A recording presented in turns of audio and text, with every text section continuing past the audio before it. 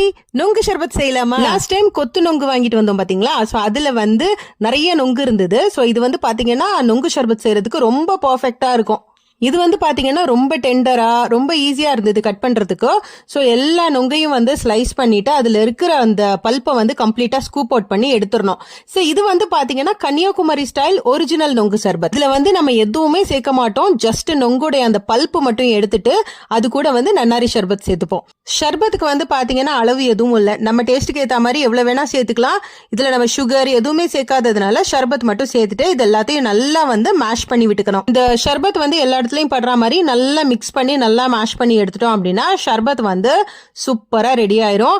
இத டேஸ்ட் பண்ணி பார்த்தா ஆஹாஹா சூப்பர்புங்க, ஃபேண்டாஸ்டிக்கா இருந்தது. ஓகே, இப்போ இத நல்லா கிளாஸ்ல ஃபில் பண்ணிட்டு டேஸ்ட் பண்றதுக்கு என்னோட பையன் கிட்ட தான் கொடுக்க போறேன். அவனோட ரியாக்ஷன் நீங்களே பாருங்க. இன்ட்ரெஸ்டிங் வீடியோஸ்க்கு நம்ம சேனல் சப்ஸ்கிரைப் பண்ணிக்கோங்க. வீடியோ பிடிச்சா லைக் பண்ணுங்க. அடுத்த வீடியோல பார்க்கலாம். Bye by.